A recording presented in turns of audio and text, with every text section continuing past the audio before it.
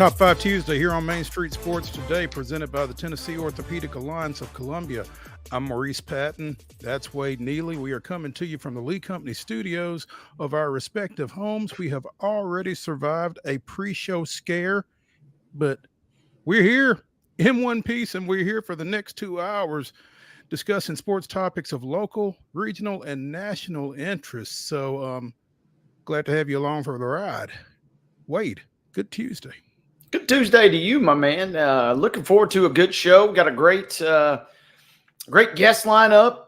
Bunch of topics to get into. Like you said, we'll do a little bit of everything. We'll go preps. We'll go all the way to pros even. It's going to be a fun Tuesday, I feel like.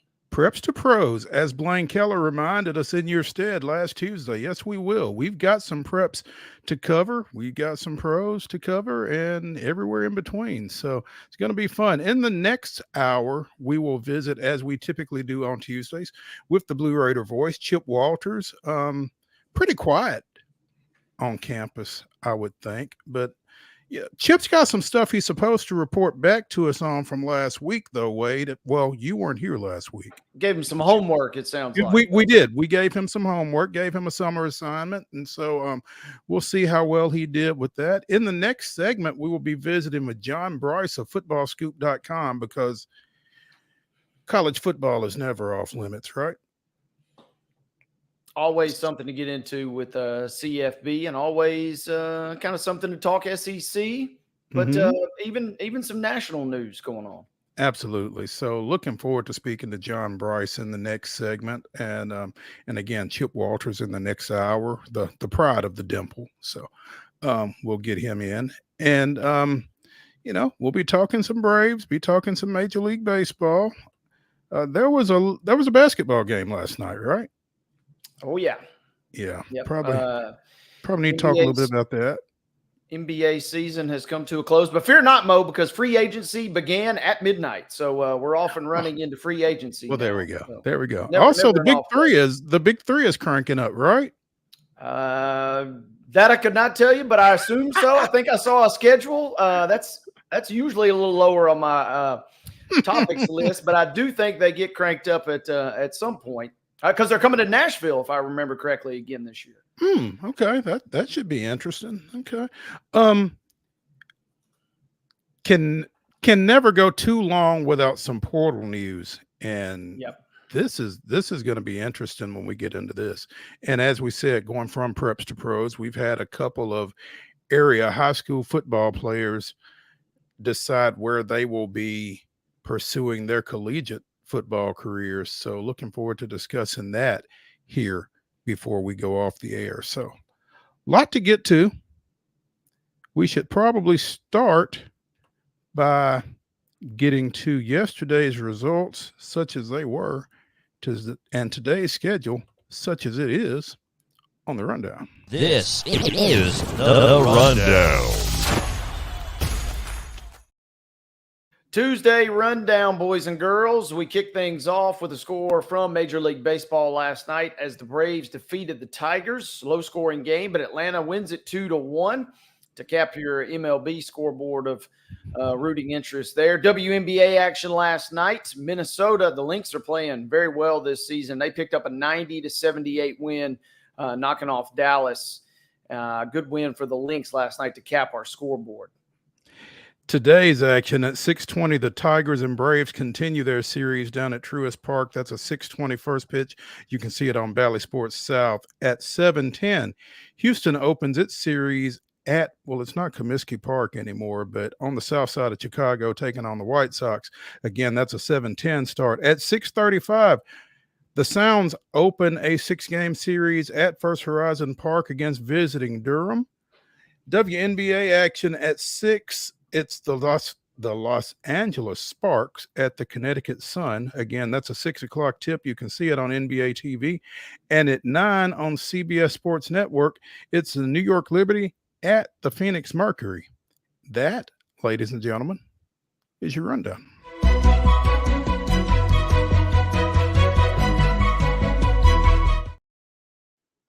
Top story brought to you, as always, by Piggly Wiggly in Neely's Mill in Columbia. Be sure and check out their delicious daily deli lunch items, which are available until 6 o'clock, as well as their hand-cut meats, and everything is cost plus 10% at the cash register. Piggly Wiggly, Neely's Mill, Columbia, bringing you our top story. And again, the transfer portal is always in a giving mood. This is no different. Actually, we probably could have touched on this yesterday, but I think we had plenty yesterday, and this is good. Stanford pitcher Najari Kennedy, this is softball, has entered the transfer portal after 2 stellar seasons with the Cardinal. She will have 2 years of eligibility remaining wherever it is that she winds up, which obviously could ultimately be Stanford, of course. But she is she's the reigning pitcher of the year nationally. She's at Stanford. Where are you going? Stanford's been to the Final Four each of the last 2 years. I'm perplexed over this one, Wade. I mean, the transfer portal does tend to perplex us from time to time, but this, and I mean no disrespect to anybody with anything that I say in this segment, but I don't know how much better of a situation you can put yourself in if you are a softball player than getting a Stanford education. There's a lot to be said for that. That is for sure.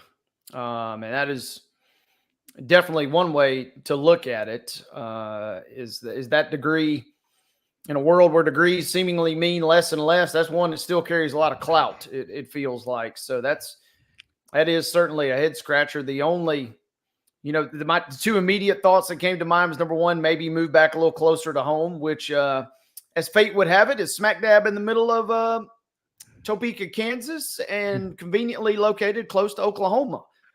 Just something to keep your eyes on there, your antenna up, if you will. Texas, that could never happen, could it? Yeah, Texas obviously in the mix. And then the other thing in this day and age, anytime we bring up a transfer is, maybe not a transfer so much as it's kind of a free agency deal and kind of a chance to renegotiate a little bit, perhaps.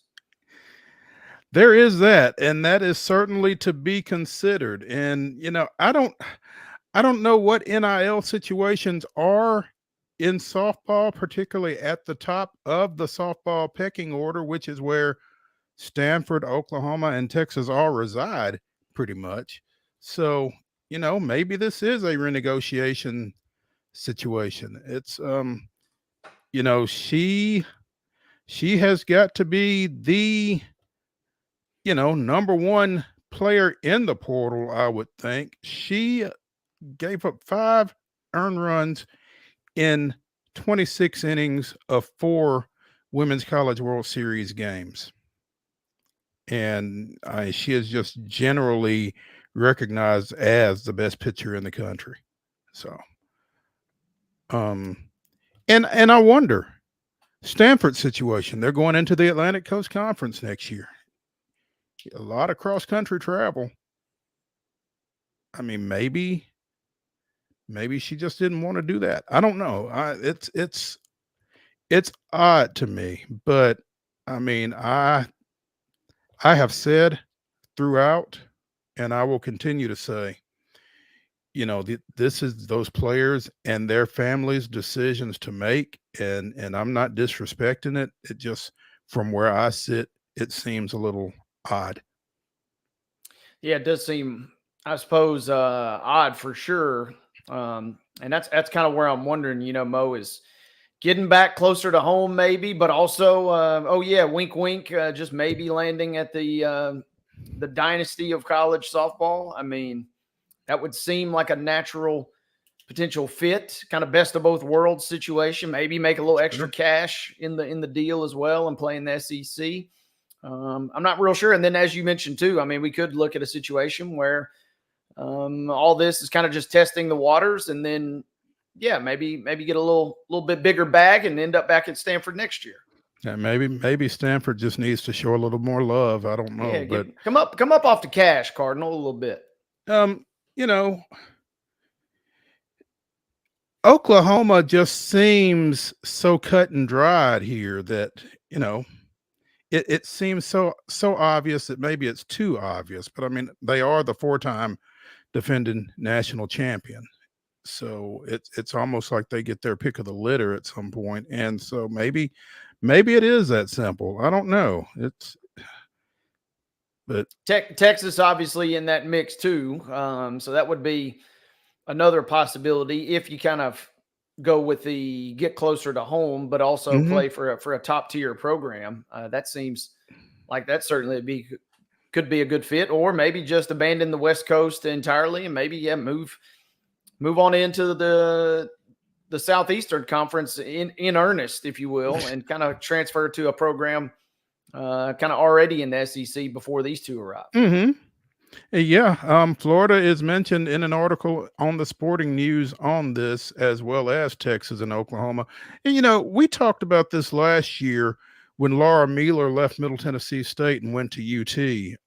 It's got to be a little discouraging. It is what it is. It's not going to change anything, but it's got to be a little discouraging when you identify a kid, develop a kid, get them to that elite level of competition and that elite level of play, and then you lose that kid in a bidding war. Again, it's where we are, but if I'm Middle Tennessee State in Laura Mueller's case, if I'm Stanford in Najari Kennedy's case, it's a little discouraging to say the least. Yeah, if I'm in the coaching ranks, obviously this is one that would you're already not sleeping much at night anyway, but this is one that'll make you sleep even less Even less. Yeah. because you're talking about you've identified, you do all the right things, you get her there. It's not as if Stanford was, a complete slappy, as we've mentioned. Hmm. This is a quality program, but it's enough to make you really, really frustrated if it comes down to as simple as, well, either they were going to give more money or this team was just better if you end up kind of like in an Oklahoma situation. So I certainly see the frustration. I certainly see as we've said, fatigue that would weigh on coaches in that situation. Yeah, and we've talked about coaches that have, moved on. We talked about Paul Maneri coming back last week in this current landscape, as so many coaches are saying, I can't deal with this. And it's tough. I mean,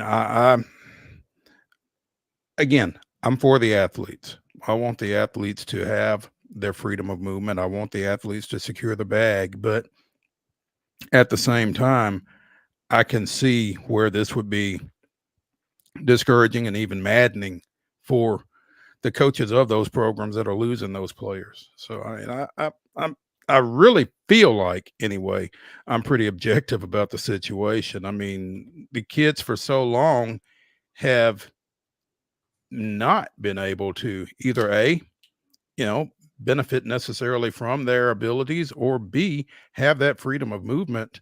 And so, again, both these things need tweaking.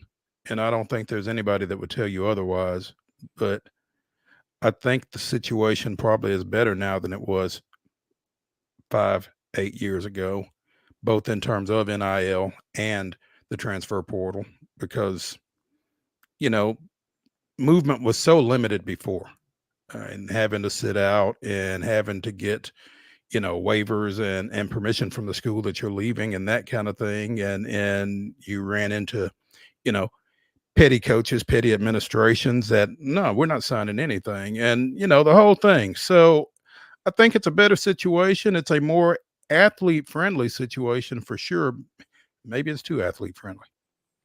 Well, it seems like that's what we're seeing, right? Is the coaches and administrators went from having complete and utter authority on the situation to having, in many None. respects, virtually none, None. and they're not too happy with it. So Yeah. this will probably end up balancing out. It's probably going to take a couple more years to to find a potential happy medium, but that's kind of where we are right now, is all the power is kind of shifted toward the athletes, especially in this case, a superstar athlete. Absolutely. And so, yeah, rightfully so. The coaches and administration have had just everything totally turned upside down on them. But it's a complete counterbalance to what we saw, as you said, for virtually the entire history of college athletics prior to now.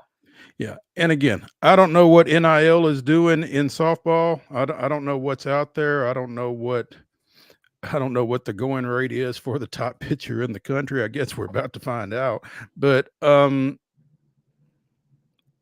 of the numbers that you hear in the quote major sports, football, men's basketball, that kind of thing, some of those numbers that you hear are really, really mind-boggling to me. This is from last year, Mo, but on three's softball chart for some of their top players, Montana Fouts at Alabama, their on three evaluation was about $146,000, but then it drops off a fair amount. Maya Brady, who's at UCLA, their on three evaluation is about $71,000. Half that. Yeah, Jordy Ball from Oklahoma, $62,000. So still some decent money, no doubt about it. And that's presumably only going to go up as we kind of place a little more emphasis, especially when you're talking about programs in the SEC, programs that have done a good job of developing an NIL or developing a collective. They're going to be the ones that kind of have a chance to really splash some cash. And that's just, I believe, just coming from, true NIL evaluations. And I looked up Kennedy's social just very quickly. I haven't got on TikTok. That's the ultimate game changer. But, her numbers are decent. 4,000-ish or a little bit more Twitter followers, respectable. And then, 22,000 Instagram followers. So I don't know what TikTok is doing, but I mean, that's a total another piece of this puzzle too, is the social media element aspect, kind of like we've seen with our gymnasts down at LSU. I mean, you can just totally change this thing and flip it on its head. And so it's going to be wild to see how this plays out. Obviously, we're not used to an elite. I mean, basically one of your best players in the entire country is now up for grabs this offseason. No doubt. Yeah. And it's going to be interesting to pay attention to. Again, is it just as simple as Najari Kennedy winds up at Oklahoma, refortifying a roster that has already won 4 consecutive national championships? Think about that for a minute. I mean, we talked about this a couple of weeks ago, but if you signed as a freshman at Oklahoma as part of their 2021 recruiting class, you graduated this spring and you've never done anything but win national championships. Crazy, isn't it? That's hard to believe. It really is. Hey, let's take a break here on Main Street Sports Today, presented by the Tennessee Orthopedic Alliance of Columbia. When we return to the Lee Company studios, we'll be visiting with John Brice of footballscoop.com. Stay with us after this break.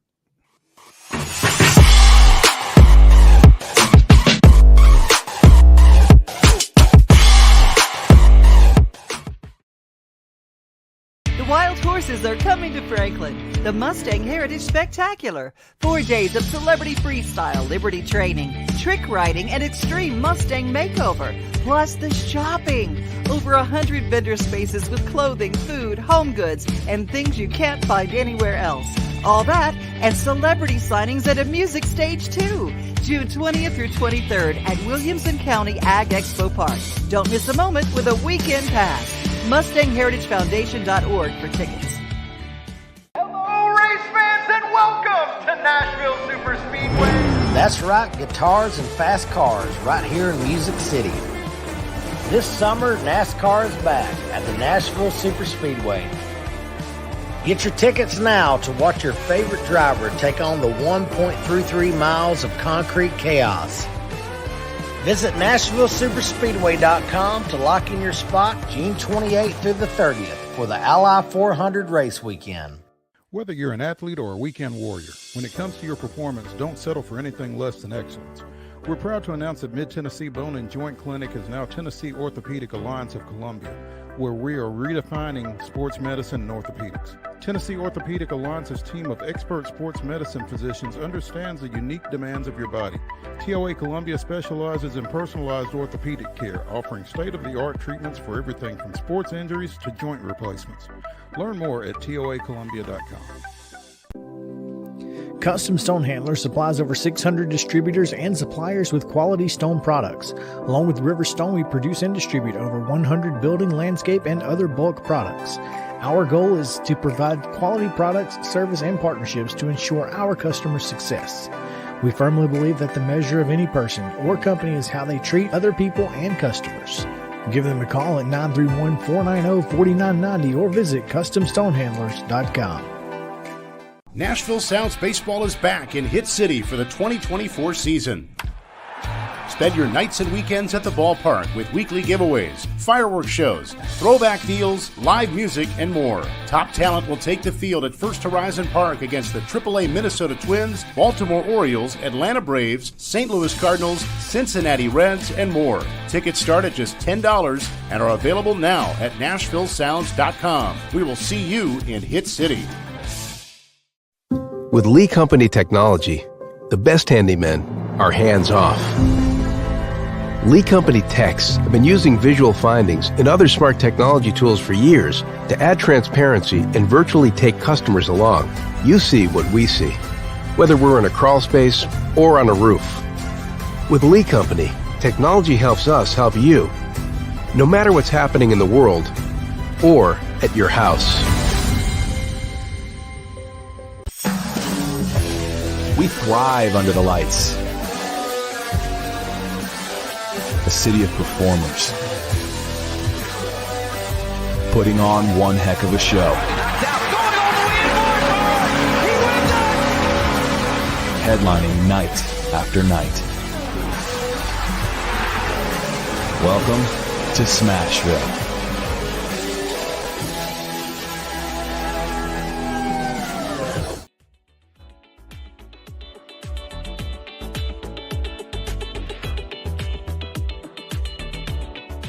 I'm Maurice Patton. That's Wade Neely. We are Main Street Sports Today, presented by the Tennessee Orthopedic Alliance of Columbia.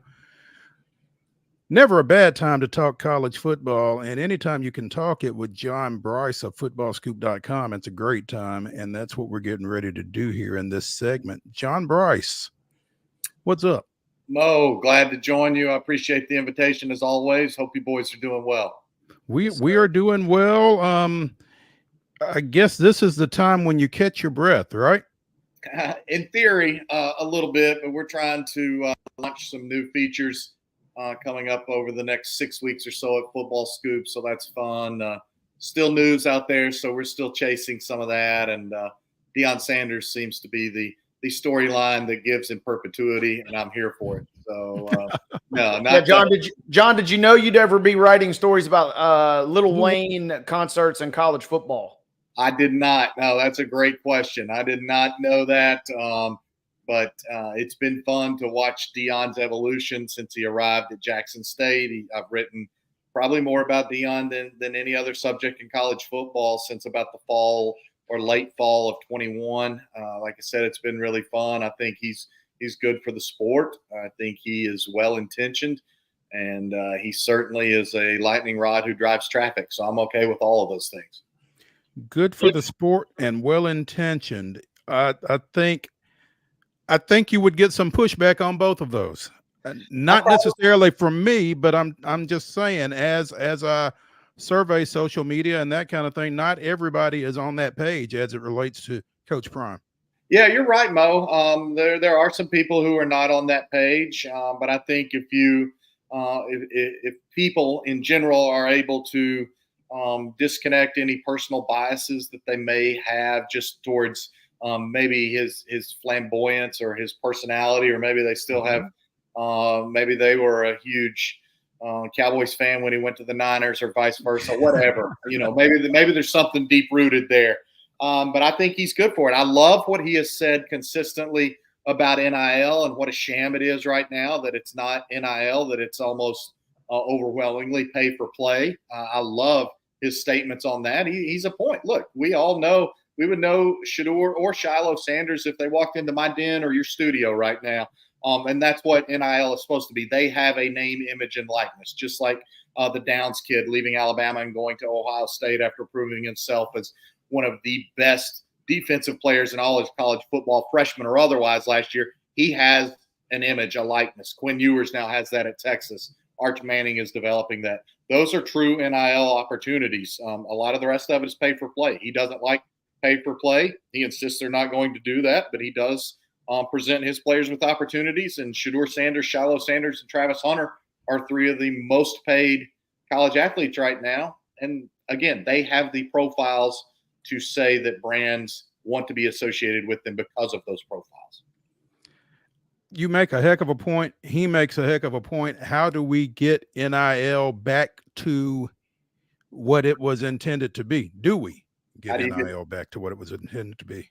Yeah, how do you get toothpaste back in the tube? I don't know the answer to that question. How do I straighten out my drive off the tee box? I don't know the answer to that question.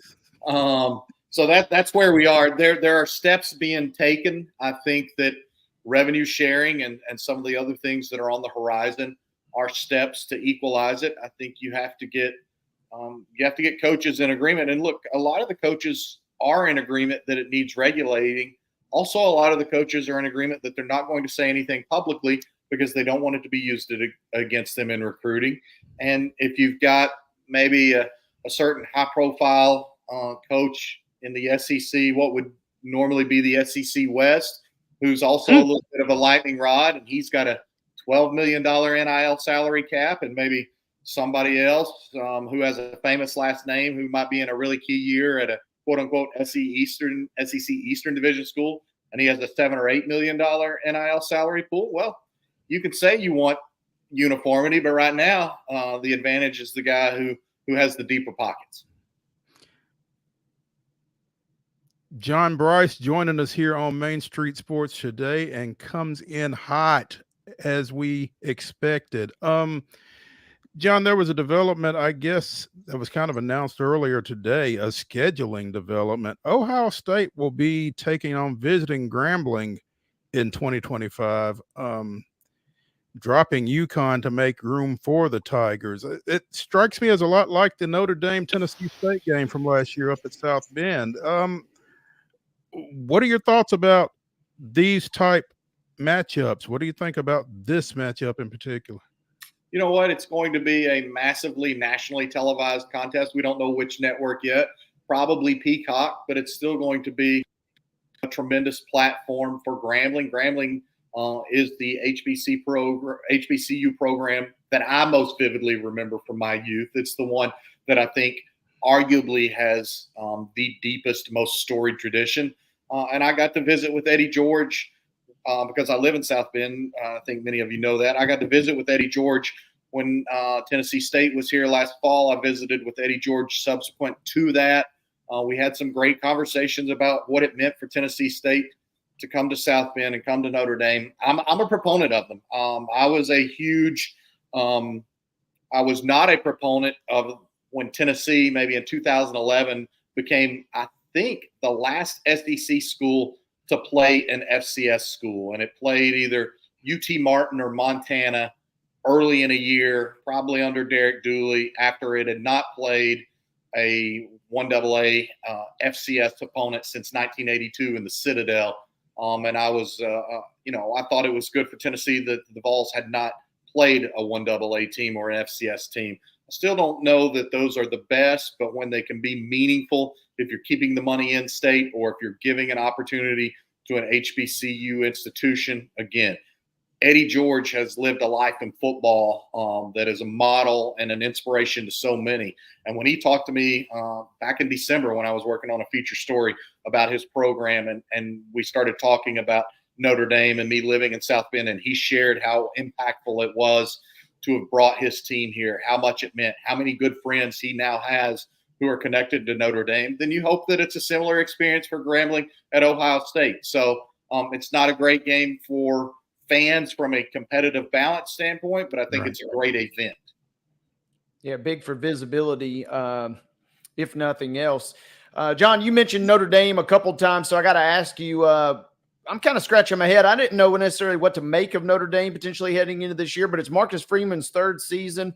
Yeah, they lose Joe Alt and a couple other big key pieces, but we've heard so much about Texas, Ohio State, and obviously Georgia here in SEC country. Where does Notre Dame kind of fit in the national puzzle heading into 24?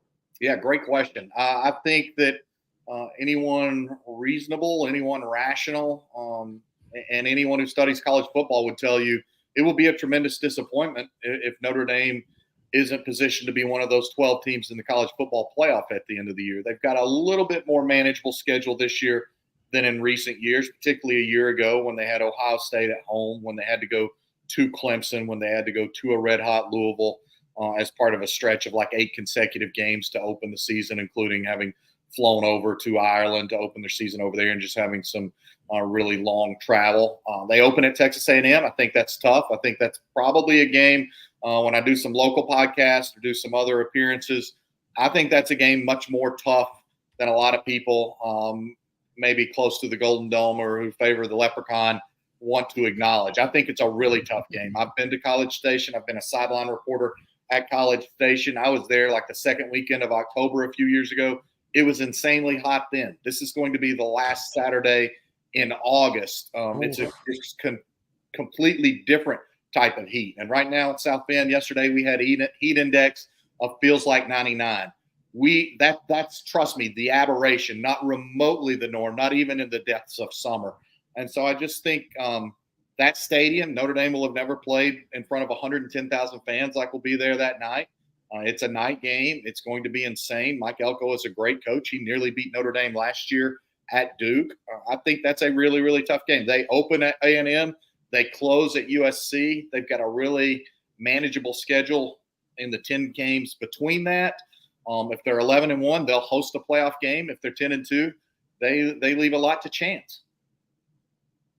And then on the kind of in a similar mold, what should we or what can we expect out of Alabama? So much being made about Kalen DeBoer coming in. And yes, he's got a fantastic pedigree, but we know great quote that I heard, all offseason was you win 10 games at Washington and you're borderline getting a statue built of you. But if you win 10 games at Alabama, you're probably getting fired in a year or two. Where does DeBoer and where does this year's Crimson Tide team fit in your mind?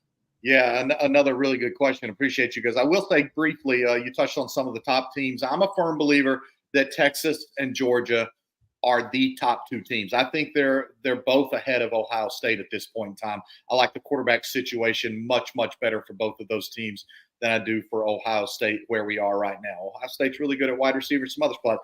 Georgia and Texas would be my number 1 and 2 teams, and it might be Texas 1, Georgia 2. But I think those two are in a class of their own. If Alabama goes 10-2, then I think, again, they're going to be a playoff team. They're probably going to be a playoff team that hosts in that 5-12, 6-11 range, maybe 7-10, depending on how the rest of the country shakes out. I just think year one, Kalen DeBoer will have a really tough time winning 10 games. You mentioned that you think Texas and Georgia are the top 2 teams. That means that October 19th at DKR is circled somewhere. Yeah, it has to be. I think that to me, sitting here right now, that's the game of the year in college football. There are incredible storylines. There are incredible matchups all around college football to start this season. I think it's LSU and Southern Cal right off the bat in Las Vegas. Like I mentioned, Notre Dame at Texas A&M, I think, is a fabulous opening weekend appetizer. But to me, it's Georgia and Texas. And the great thing is those 2 teams can play that game, and they might meet 2 more times after that, depending on how it all shakes out. They could meet for an SEC championship, and they could still meet for a national championship after that. I don't know if we're ready as college football fans and followers and media to see 2 teams play each other 3 times in one season, but that's the reality of the sport where we're entering it in 24. Goodness gracious. I think a lot of people, like you said, aren't ready for that and had not considered that possibility. I know I hadn't thought that far along, but yeah, it's absolutely there the way it's all set up. And how crazy would that be? Yeah, and no more divisions. And so you're going to see, I think, better SEC championship games now moving forward. Ditto in the Big Ten, better championship games. It's going to be interesting to see the ACC with its new membership, and can it hang on to Florida State? Can it hang on to Clemson? Can it have viability, true viability of any depth beyond those two programs? I'm not ready for college football season. I've still got another vacation I want to squeeze in, but there are as many subplots going into this year as any time in recent memory. What do you feel like is a subplot that isn't being talked about enough? I just think the continuing evolution of how we see NIL, and it's getting talked about a lot, but how do we see NIL trickling down? How far are we from seeing maybe a player sit out because of an NIL deal or not getting an NIL deal? I would contend that that's a really significant one. Another one that I've written about at length that Football Scoop that maybe doesn't impact this year, but is poised to come into effect in June of 25 is a June National Signing Day for high school prospects. And Marcus Freeman has gone on the record saying he's in favor of it. I think a lot of Big Ten, Pac-12, or whatever used to be the Pac-12, some ACC programs are in favor of it. It's my understanding the SEC is dead set opposed to a June signing period, but it's expected to pass. It would open in June of 25. You would have then players heading into their senior year who have already signed college scholarship players. Do we start to see high school players sitting out their senior seasons to prepare to enroll in college in January 2026? That's a concern from coaches, high school coaches who I've spoken with in multiple states throughout the country, including Tennessee and some other areas there in the South. Rightfully so. Yeah, I mean, look, but look at what we're seeing at the college game of guys sitting out bowl games if they're not playoff games, and you completely understand it. But at certain positions that are super volatile, a running back, all we hear is that running backs have been devalued in the NFL, that it's running back by committee, that running backs only have so much tread on their tires. If you're a five-star running back who signs next summer with Ohio State, how much do you risk, especially now that there's more and more money involved, especially now that I forget the number, but I think it's more than half the states in the country now allow NIL for the high school level. So as there's more money on the table, how do they balance that? What if a kid gets a great NIL deal at the high school level, but suddenly he signs with that power program next June and they don't want him playing, but he's got this NIL deal that he can't really cash that money without playing? I think that there's more we don't know than what we know right now in terms of a lot of these dynamics, because it's shifted so much. When I visited with you guys 3 or 4 years ago, a lot of this stuff we would have never thought to be talking about today. Right. And John, we have heard stories historically about kids who have had, injuries that have limited them in their senior years. And there was encouragement from somewhere to not come back where they probably could have come back and finished out their senior year, but chose not to, to protect that injury. I mean, this just kind of turns that up a notch, I guess, or 3 or 4 notches. And I think it's important to note, we've seen that at the collegiate level as well. We've arguably seen it for guys in contract years at the NFL level, especially if they were on an NFL team that was not challenging for a playoff spot. And if they were at a prominent position and already knew they were likely going to be parting ways with the team. We've seen it at all levels. This is just another way where, unfortunately, I believe the high school game will continue to mirror the college and NFL games. It is a business. It is. John Bryce of footballscoop.com joining us here on Main Street Sports Today, presented by the Tennessee Orthopedic Alliance of Columbia. You're there in South Bend. The kid from Notre Dame, the kid from Wake Forest transferred in and played quarterback for Notre Dame this past season. What's quarterback situation look like up there this time around? Well, it's another transfer, Riley Leonard from Duke, who is really super talented. Missed most of spring. He had to have some surgery to clean up the injury that he actually suffered late in the game against Notre Dame last fall when he had nearly led Duke to the comeback win. And that ended up becoming an injury that kept him out of the rest of the year. Otherwise, he might have been in the NFL draft rather than spending another season in college football. And of course, they have mid-state prospect Kenny Minchie. He has looked really good. He got a lot of reps in the spring. He would be the number 3 right now, probably, or he certainly exited spring as the number 2 or number 3 with Riley Leonard on the shelf. He looked really good. There are only so many snaps to go around. There are only so many passes to be thrown. It's hard to forecast exactly where Kenny Minchie, where his career goes from here, but he's going to be a starting quarterback at the collegiate level. He has looked really good. He's really smooth. He has grown a lot in his fundamentals. Again, he's added zip to his ball. I think his accuracy has improved. Coaches love his approach, his demeanor. He's attacked the playbook. He's done a lot of spending extra time with Gino Gaduli, the quarterback's coach and passing game coordinator. He's not been hesitant to pick the brain of Mike Denbrock, the new offensive coordinator. By the way, the Football Scoop 2023 Offensive Coordinator of the Year, as voted by his peers, not by a bunch of slaps like myself. So that makes it a better award. Kenny Minchie has a really bright future. It's hard to tell because guys transfer out of everywhere, whether it's Georgia or Alabama or Ohio State. I mean, look, Quinn Ewers was at Ohio State for a semester and then back at Texas. And now, again, he's arguably quarterback of the number 1 team in ball. But Kenny Minchie, I still am very bullish on his future. You know, you make a great point with that whole conversation right there, John. I mean, are we developing quarterbacks anymore, or is it just plug and play? You know, Tom Brady had some comments that my colleague Zach Barnett wrote about over the past few days at Football Scoop, where he said he does not feel like quarterback play is as good as it used to be because it is more plug and play, because it is so easy to transfer, because guys aren't growing as much in a single system and really mastering it and going from there. You know, Sam Hartman spent 5 years at Wake Forest before spending a year at Notre Dame to try and learn a new system and better help himself prepare for the NFL. Very similar for Riley Leonard. He had spent 4 years at Duke, comes to Notre Dame as a senior with a couple of years of eligibility if he wanted it, I believe. But this will be his final year in college football. But those guys are a bit more the exception than the norm right now. A Jalen Milroe at Alabama is surprising. Ty Simpson still being at Alabama, I can tell you from talking to coaches around the country, is very surprising. Everyone thought that he would exit by the end of spring. Now he's got unique perspective because he's a coach's kid.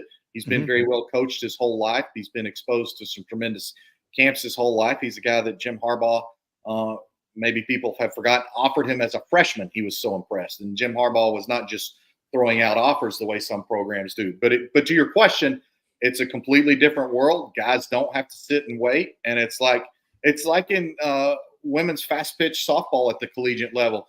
If you've got 2 great pitchers, you're probably not keeping both of those pitchers because a lot of those young ladies want the ball every single day or want it for 2 out of every 3 games on a weekend series. And it's sort of that way at the quarterback position right now.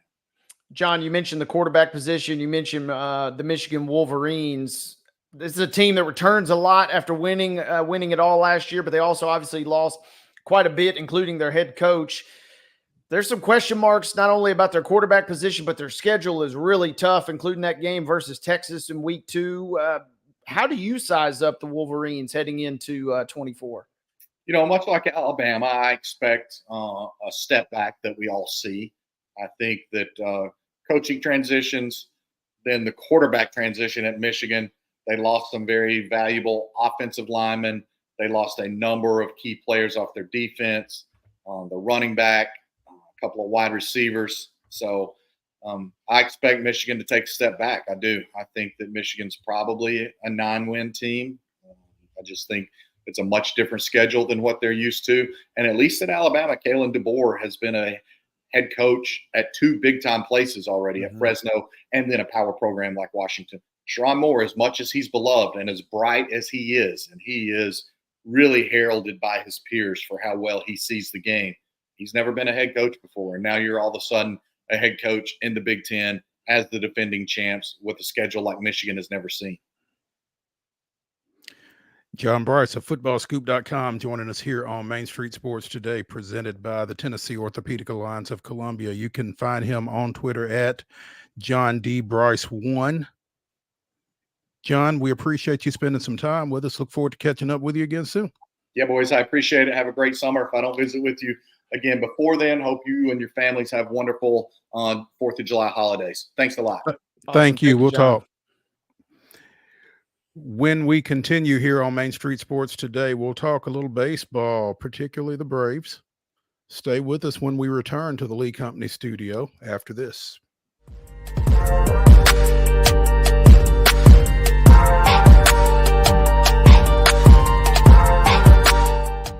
Nashville Sounds Baseball is back in Hit City for the 2024 season. Spend your nights and weekends at the ballpark with weekly giveaways, fireworks shows, throwback deals, live music, and more. Top talent will take the field at First Horizon Park against the AAA Minnesota Twins, Baltimore Orioles, Atlanta Braves, St. Louis Cardinals, Cincinnati Reds, and more. Tickets start at just $10 and are available now at NashvilleSounds.com. We will see you in Hit City. Whether you're an athlete or a weekend warrior, when it comes to your performance, don't settle for anything less than excellence. We're proud to announce that Mid-Tennessee Bone and Joint Clinic is now Tennessee Orthopedic Alliance of Columbia, where we are redefining sports medicine and orthopedics. Tennessee Orthopedic Alliance's team of expert sports medicine physicians understands the unique demands of your body. TOA Columbia specializes in personalized orthopedic care, offering state-of-the-art treatments for everything from sports injuries to joint replacements. Learn more at toacolumbia.com. With Lee Company technology, the best handymen are hands-off. Lee Company techs have been using visual findings and other smart technology tools for years to add transparency and virtually take customers along.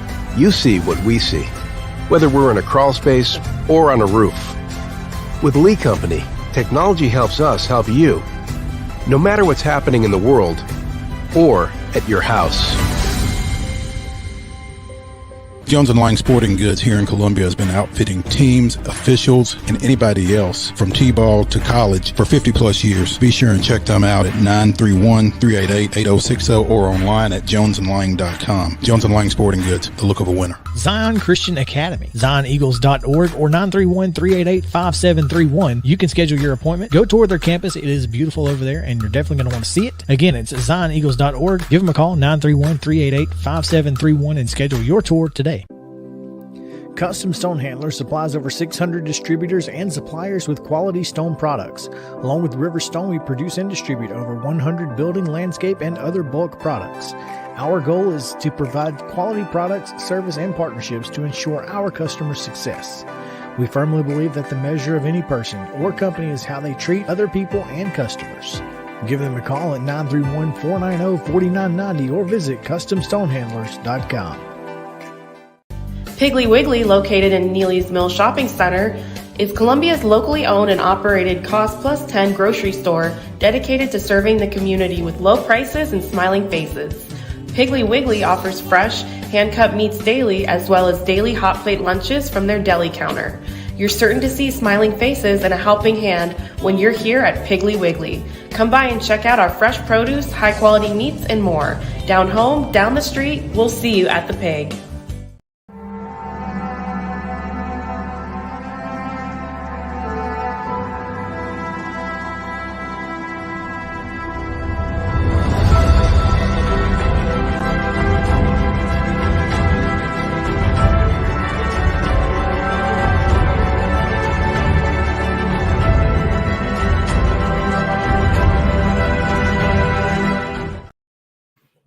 May 18th, 2005, the ageless Julio Franco, okay, he was 46 years, 299 days old, became the oldest player in MLB history to hit more than one home run in a game. Franco took Cincinnati starter Eric Milton deep twice with a two-out solo home run in the first inning and a two-out two-run shot in the third, sparking the Braves to a 6-1 victory over the host Reds. That was this day in Braves baseball history. There. The ageless wonder. The ageless wonder, man. He's taken up a lot of TDIBH spots, and with good reason, man. And most of them were related to his age because he was upwards of 45 when he got to Atlanta, but he was productive for a team that didn't necessarily have a lot. So Good times, great oldies. Speaking of home runs, Ozzie Albies hit a solo shot in the 8th last night to snap a 1-1 tie and give the Braves a 2-1 victory over visiting Detroit. Max Fried pitched well, did not get the decision. Actually, Daysbel Hernandez out of the bullpen got the win for Atlanta. But that's 4 of 5 victories for the Braves here all of a sudden. And while the offense wasn't prolific last night, it was timely, I guess. So there's something a little clutch hitting never hurt nobody, right? Never. Yeah. I mean, sometimes it's not how many, but when. And so Forrest Wall put the Braves on the board with a single in his 3rd major league start. So he had just gotten called up. JP Martinez got sent down over the weekend, I think. So yeah, good stuff out of the Braves. Again, they go again at 6:20 tonight. Former Auburn standout Casey Mize getting the start for Detroit, and Spencer Schwellenbach will go for Atlanta in that one. Meanwhile, Houston's at the White Sox. Framber getting the ball for Houston. Jonathan Cannon with a 4.56 ERA gets it for the White Sox. And, the White Sox are not very good. So Houston needs to pick up a few on this trip. Yeah, that'd be nice. That'd be nice. They're close to double digits game back in the West. They're slightly, technically they're in the dead heat. They got the tiebreaker, though, on the Rangers at the moment. But they're 9 games back. And as talented as the AL is, kind of especially that loaded AL East like we've talked about a bunch, they got some work to do and can't afford to dilly-dally versus a team like the White Sox this week. You're right. Seattle starting to put some distance, huh? Yesterday was Paul Skeens Day. We neglected to observe, but he did. 6 innings, 7 strikeouts in a 4-1 Pittsburgh win over Cincinnati. So he is now 4-0 since coming up from AAA Indianapolis. Yeah, I mean, they just might not ever lose as long as this guy's pitching. So as often as you can throw him out there, just let him rip. They might mess around and get back in this thing. They are 2 games under 500 with that win yesterday. He's 4-0 with a 2.29 ERA, 53 strikeouts, just 7 walks in 39 1/3. And Pittsburgh has won 6 of his 7 starts. So the definition of giving his team a chance every time he goes out. Another guy that typically has done that throughout his career, Garrett Cole, is set to make his first start of the season during the Yankees series against the Orioles tomorrow specifically. So reigning AL Cy Young Award winner had nerve inflammation in his elbow during spring training and has not made a major league start to this point. So Braves got the trip to New York coming up. I might miss him if the calendar breaks just right. It needs to break just right. Yeah. I mean, whatever Garrett Cole's state is, if you cannot see him, you would just as soon not see him. So we will certainly be monitoring that in Braves country. Scrolling through Twitter as we are wont to do, there's an article on CBS Sports. Major League Baseball has informed farm system directors that the AAA level, which includes the Nashville Sounds, will pivot to using the challenge-based automated ball strike system in all games at that level. We've had Sounds officials. We've had Doug Scopel on with us, Adam English. We've talked about the system that has been used for automated ball strike calls at AAA that they've kind of been testing out using AAA as a proving ground. They've used full ABS, every ball and strike was an automated call rather than a judgment call by human umpires, was being used for Tuesday, Wednesday, Thursday games. Mm-hmm. And then on Friday, Saturday, Sunday, it was a challenge system where the home plate umpires were actually making the calls. And then each team had like 3 challenges that they could deploy if there was a pitch that was particularly egregious in one direction or the other, I guess. So I guess slightly just before this, Manfred had said that the challenge system was, likely coming in Major League Baseball. So I guess they're trying to refine this at the AAA level before they bring it to the majors. But this is a interesting development, I guess, that they are going full ABS challenge on this. Yeah, kind of just like you said, maybe tweaking things up just a little more, refining things before we could see this go potentially to the higher levels. And kind of while we were talking about this, I did a Google and got to go back to April, but the Stripers won a game earlier this year that ended on a challenge, which is kind of an interesting headline to read, as the call was made and then their managerial staff deployed a challenge, and it was actually called as a strike 3, and that was the ball game. So you had the rarely, if not ever seen, walk-off kind of challenge call. Walk-off challenge. which is kind of fascinating. So yeah, this will be fascinating to see how this plays out, right? Because obviously everybody's kind of just sitting here wondering around, what does this mean for the next for the big league level in the next coming seasons, you think?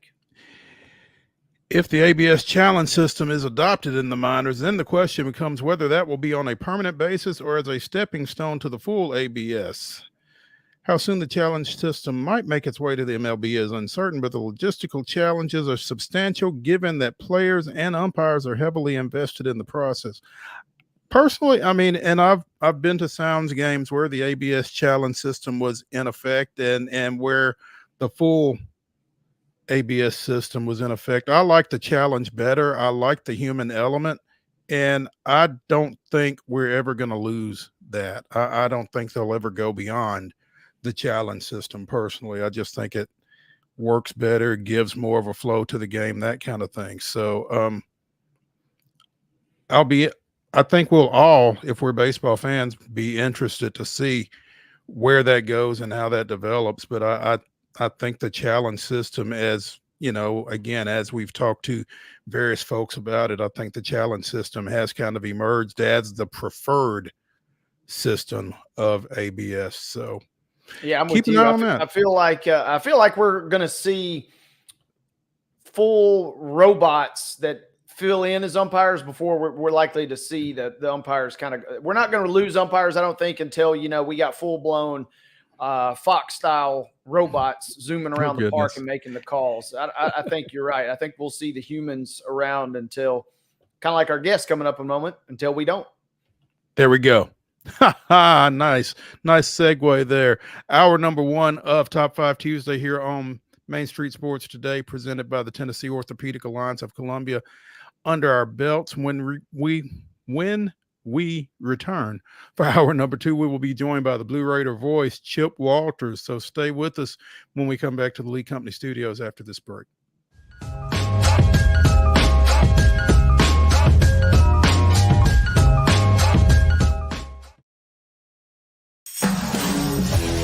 We thrive under the lights. A city of performers, putting on one heck of a show. Headlining night after night. Welcome to Smashville.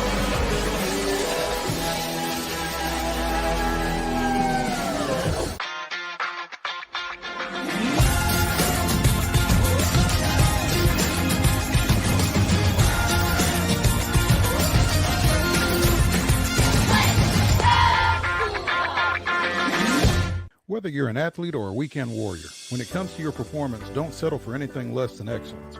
We're proud to announce that Mid-Tennessee Bone and Joint Clinic is now Tennessee Orthopedic Alliance of Columbia, where we are redefining sports medicine and orthopedics. Tennessee Orthopedic Alliance's team of expert sports medicine physicians understands the unique demands of your body.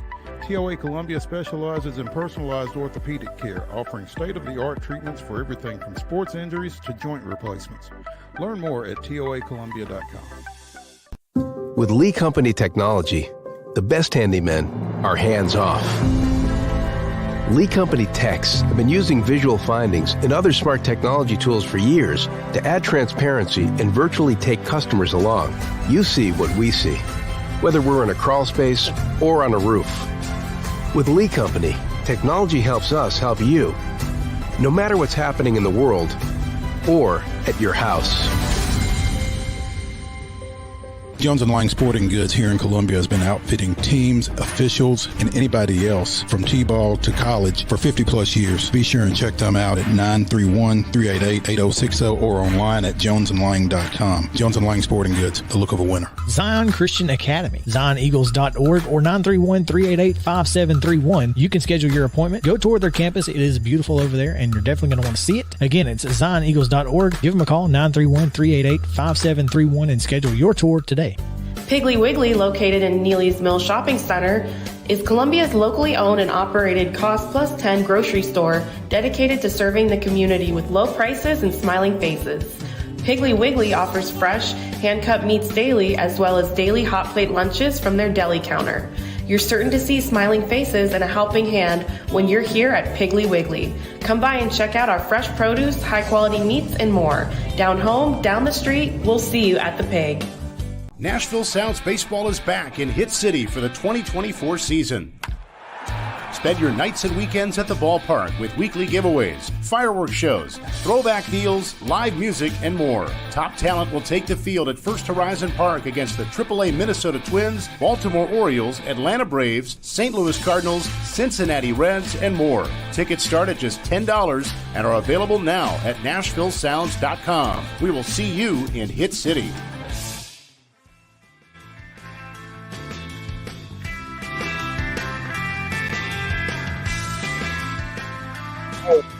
Top 5 Tuesday here on Main Street Sports Today, presented by the Tennessee Orthopedic Alliance of Columbia, starts right now. I'm Maurice Patton. That's Wade Neely, and no better person to start the second hour than the Blue Raider voice, the pride of the dimple, Chip Walters. What's going on? Don't know it.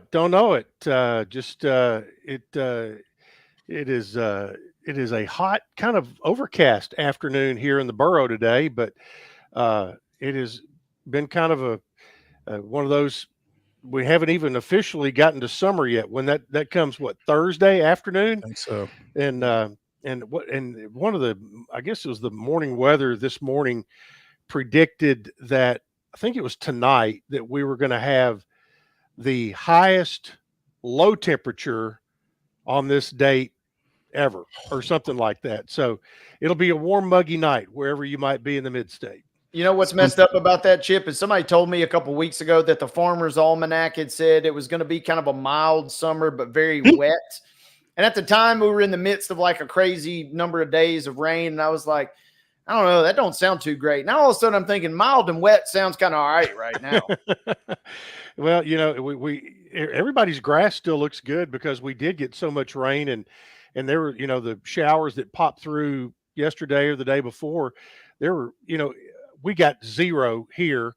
And I saw somewhere up around Gallatin, they got like 4 inches, or it was crazy, but it was all just pop up wherever it was. But anyway, I'm not here to show off my meteorological skills, but it does stand to reason though that at Choose Chip would be noticing those lush green yards. That's right. And for anybody looking for a lush green yard of their own, I can hook you up. There's no question about that. But I've always said that baseball coaches and broadcasters are probably the biggest weather nerds around. So by necessity. Yeah, absolutely.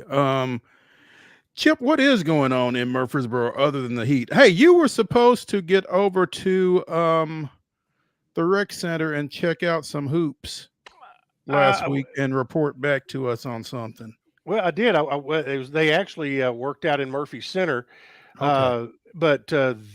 and I know they work out again this week. But I'll have to go check and see if it's in Murphy Center or the rec center. But the men's basketball team, all of their players except for Isam Mustafa have all reported, and Mustafa is at home in Egypt working out with the Egyptian national team. Okay, now that's what it was you were supposed to find out. Is that a team that will be competing in the Olympics, or what exactly is the status of the Egyptian national team that Isam is working with? Maurice, you take too good of notes because I don't have an answer for you on that just yet. So you're going to have to take an incomplete on that summer assignment, huh? Now the question is he working out with the full team, or is that the 3-on-3 Olympic basketball that he's playing? Well, that's a good question. I've seen video of him, and he would work well, I think, in a 3-on-3 scenario because he's got just a ton of moves, good footwork, good hands. He's 6'11", about 280, something like that, 260, 270 at least. He's a big boy and had a great, he averaged a double-double in his first 2 years at Coastal before going to TCU. What I can tell you is after going to watch him, I was very impressed with Kamari Lands, the transfer from Arizona State. Kamari is, speaking of a guy who's got really good moves at 6'7", 6'8". He is the height of Elias King. Probably does not shoot it quite as well from three as Elias did when Elias was at his best, but still pretty decent. But he also, he's thick and he enjoys contact. So that really, I think will pay dividends for him. They do a one-on-one drill and they keep score of how the guys do one against the other. And Kamari, out of 8 times they had run that drill with him, he was 6-2 and had only been beaten once by 2 different people. But otherwise, he was running a clean sweep. He is going to be a guy that I think Blue Raider fans are really going to like, and gives them a forward with some beef. And if you can, think about him in there with Mustafa and Chris Loof, that combination, I think that has an opportunity to be pretty good. Makes your front court pretty exciting to think about. And then all the guards you've got right now, this is shaping up to be a very talented group for Coach Nick McDevitt. Now he's not Bam Bam Rainey, DeAndre Dishman thick. No. Okay. I'm talking about Lands. No, he's not like that. He is. Let's say this: if you put another 10 or 15 pounds on Ty Bainham, he's more like that. Okay. Right. I'm with you. Or if you made Marcos Knight 2 or 3 inches taller, if one way or the other, that would, I think, for middle fans, I think would give them a good comparison. There you go. The women's team has been working out as well. They posted a video and when you have an international player that goes home for a few weeks, you always are interested to make sure that their plane landed and got back over here. And Anastasia Boldreva went back home to her native Russia. And I saw the video they put out of practice or a workout the other day, and she is in the video, which that allowed me to sleep a little better at night. But, visual confirmation. She was there, and they worked out. They've worked out a couple of times this week early in the morning because Murphy Center and the Rec Center have been packed with the second week of high school team camp on the women's side, and our buddy has his Warren County Lady Pioneers. Well, of course, mixing it up over there with some of the best around. I thought I saw Tamia Scott in some of those Lady Raider videos, and that's always good to see. That's a good thing too. Yeah, she and Jalen Gregory and Matt Insel, and maybe some more. The guy that does the Blue Raider podcast does a really good job with it. He's not connected with the athletic department. He does this private podcast. Does a really good job, and I haven't seen it all yet, but I did see that all three of those people are at least on his latest version of it. Okay. While we're talking about basketball, a development with Conference USA, they will be acquiring their officials from a different pool this time around than previously. Is that correct? Well, they for the last, gosh, ever since we moved into Conference USA, Conference USA had their men's basketball officials were assigned by the same group that did the Big 12, and that was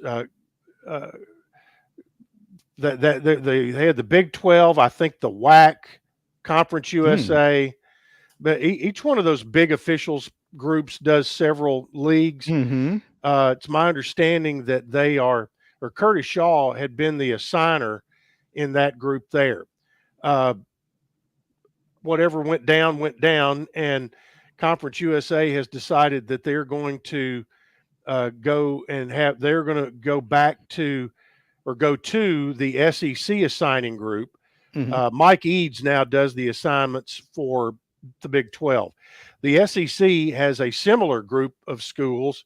They're gaining Conference USA, but also have done in the past, used to do the OVC, Southern Conference, and also the Sun Belt.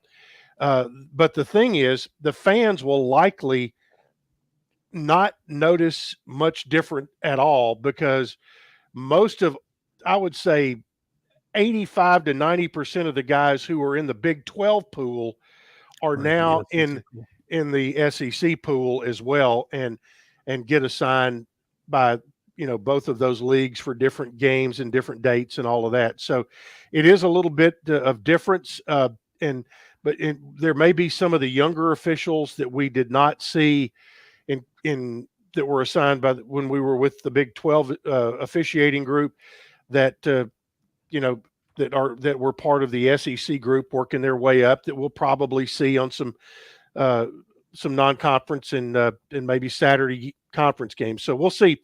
But a lot of the same faces when it all gets said and done. Is it more of a geographic thing? Maybe I don't know what was behind it, but because the Big 12 was a Big 12, Conference USA are both headquartered in Dallas, and so I think that was a part of the convenience, maybe that where that came from. But for whatever reason, the Conference USA parted ways with that officiating group and has joined the SEC group now. Okay. Chip, while we're talking football, what is the latest? What's the latest chatter, the goings-ons, if you will, with the football program? Well, they had a starting a week ago last Friday. They started their camps, and the first day, which was 2 weeks ago for this past Friday, or a week ago this past Friday, they had a 7-on-7 tournament and had 12 different high schools there. And I don't know what the results were of the tournament, but they seemed to be pretty happy. Came back last week and had their different specialty camps, everything from specialists to wide receivers, skill players, and then they had their big man's camp. And then last Friday night had their, I think they called it their Friday Night Lights camp, which was kind of their elite camp, in which everybody has one of those these days. And so they're they're completed with that, and now they are in what Coach Mason calls player-led practices and workouts. I don't know that they call them practices, but player-led workouts, which this is the time of year now until the end of July. You will have the guy that will have the most contact with the players on the coaching staff will be Jamie Blatnick, who is the strength and conditioning coach, and I'm sure that word is making its way from the coaching staff to the players who are leading these workouts of what they hope that the young men are working on. So those take place, and those took place over the last several years as well.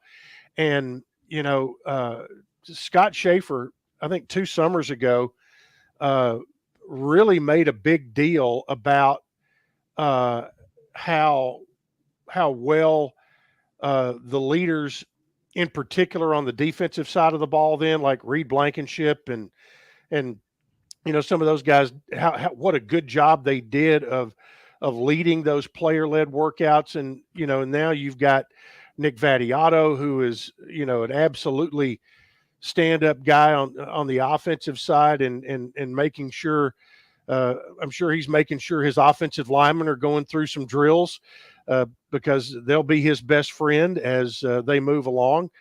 And speaking of Reed Blankenship, happened to run into him one night last week here in town.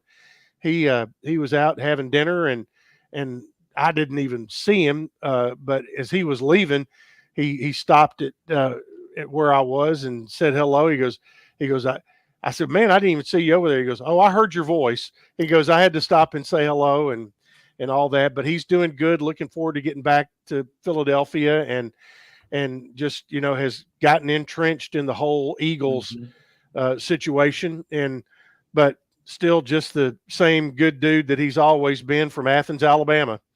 So that's him. He heard the Blue Raider voice. There you go. Chip Walters coming soon to a restaurant near you. Just listen for his voice. No, Chip, Chip was one of my favorite guests because he sends a cheat sheet.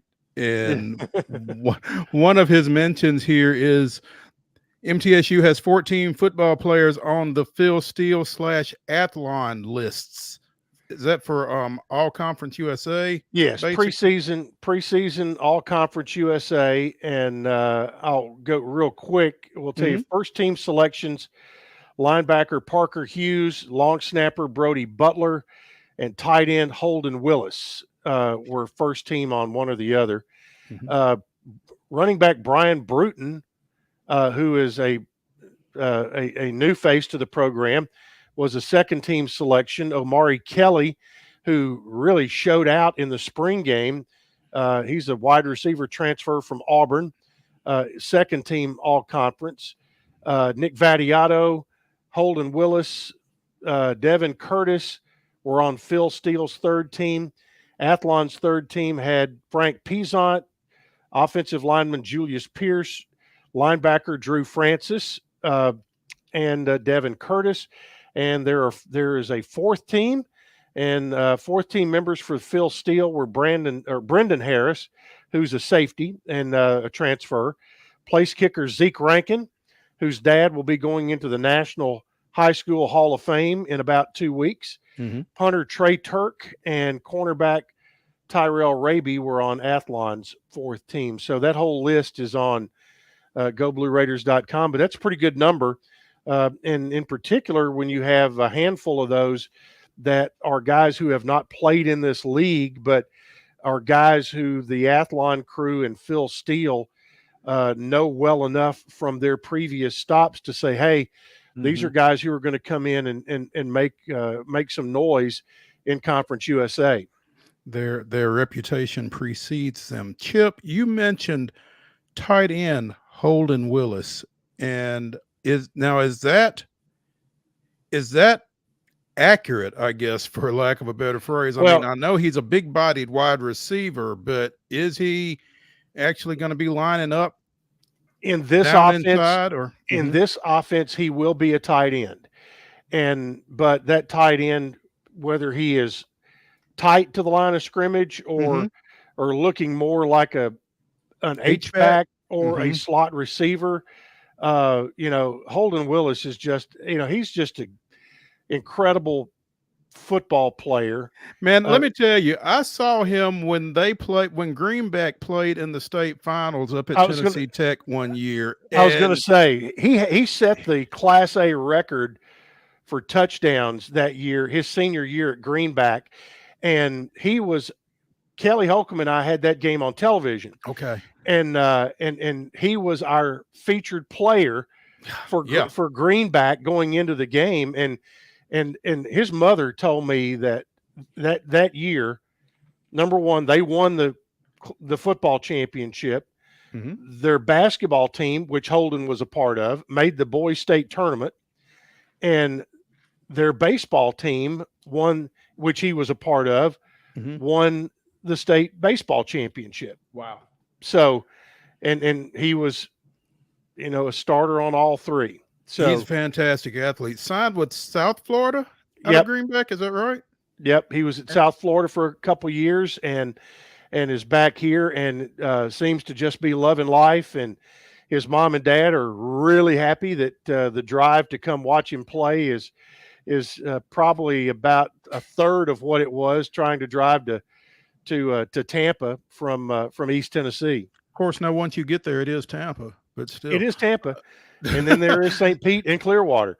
Yeah, but I mean, he is certainly athletic enough to be an impact guy, whether it is at tight end or slot or wherever it is. I'm looking forward to what he's able to do in this offense because I am too, because Bodie Reeder, the new offensive coordinator, they want to have a power run game, but without taking away from what they're doing in the vertical pass game. And Holden Willis is a guy that can, fit just however many different roles you need him to fill when you hear that description of what they want to do offensively this year. And so, I think I'm really interested to see when they get back out for fall camp and start having some contact of what this offense is going to actually look like.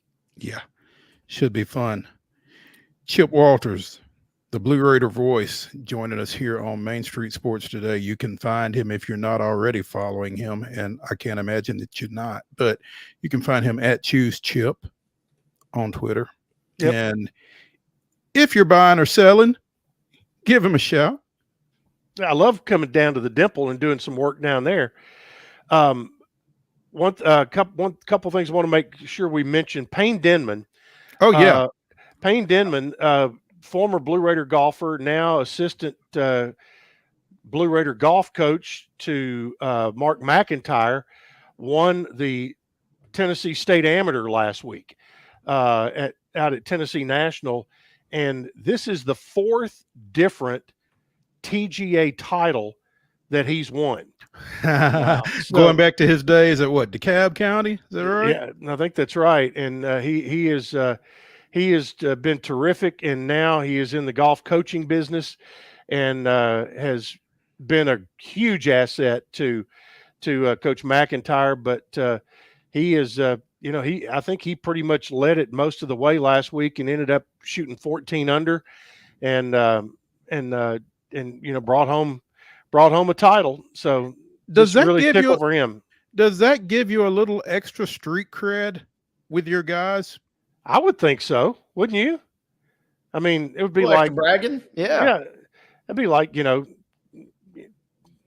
McDevitt going out and winning the 3-point shooting contest at the Final Four. I would say that would get you a little cred right there. And it's like maybe those guys that I don't want to mess with Payne, Yeah. It was it like maybe he does know what he's talking about. What is it? Virgil Herring says on Sunday nights it'll be your hand out and their wallet out. That's right. Love Virgil. He's fantastic. So is Chip Walters, the voice, the Blue Raider voice. Excuse me. Let me get that right. The birth. Thanks for joining us, man. We will catch up with you next Tuesday. All right. See you, fellas. See you, Thank Wade. you, Chip. When we continue on Main Street Sports today, we're getting closer to Top 5 Tuesday, which I don't think we talked about. But Wade and I will be giving you our Top 5 summertime activities. Should be fun. In the next segment, though, it's the grab bag. And as we mentioned at the top of the show, there was a basketball game last night that we probably should talk a little bit about. So we will do that when we return to the Lee Company studios after this break.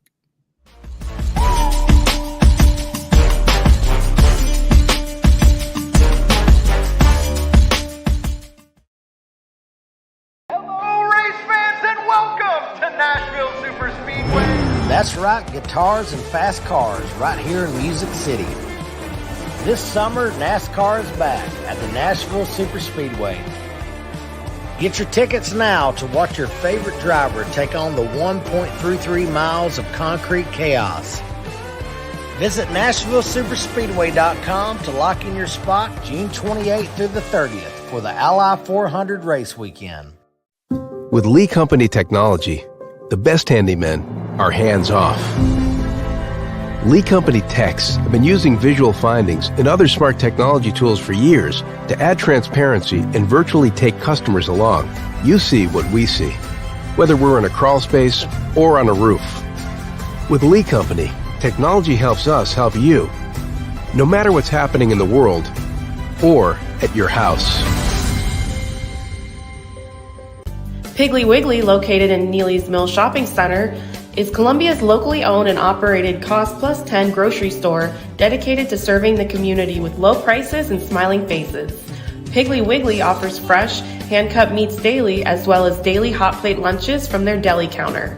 You're certain to see smiling faces and a helping hand when you're here at Piggly Wiggly. Come by and check out our fresh produce, high-quality meats, and more. Down home, down the street, we'll see you at the Pig. Whether you're an athlete or a weekend warrior, when it comes to your performance, don't settle for anything less than excellence. We're proud to announce that Mid-Tennessee Bone and Joint Clinic is now Tennessee Orthopedic Alliance of Columbia, where we are redefining sports medicine and orthopedics. Tennessee Orthopedic Alliance's team of expert sports medicine physicians understands the unique demands of your body. TOA Columbia specializes in personalized orthopedic care, offering state-of-the-art treatments for everything from sports injuries to joint replacements. Learn more at toacolumbia.com. Custom Stone Handler supplies over 600 distributors and suppliers with quality stone products. Along with River Stone, we produce and distribute over 100 building, landscape, and other bulk products. Our goal is to provide quality products, service, and partnerships to ensure our customers' success. We firmly believe that the measure of any person or company is how they treat other people and customers. Give them a call at 931-490-4990 or visit CustomStonehandlers.com.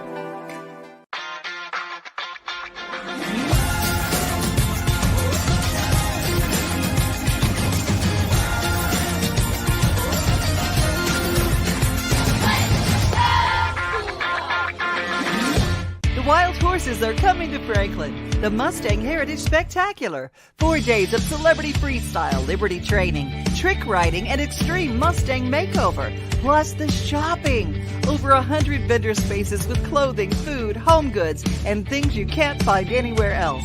All that and celebrity signings at a music stage too. June 20th through 23rd at Williamson County Ag Expo Park. Don't miss a moment with a weekend pass. MustangHeritageFoundation.org for tickets.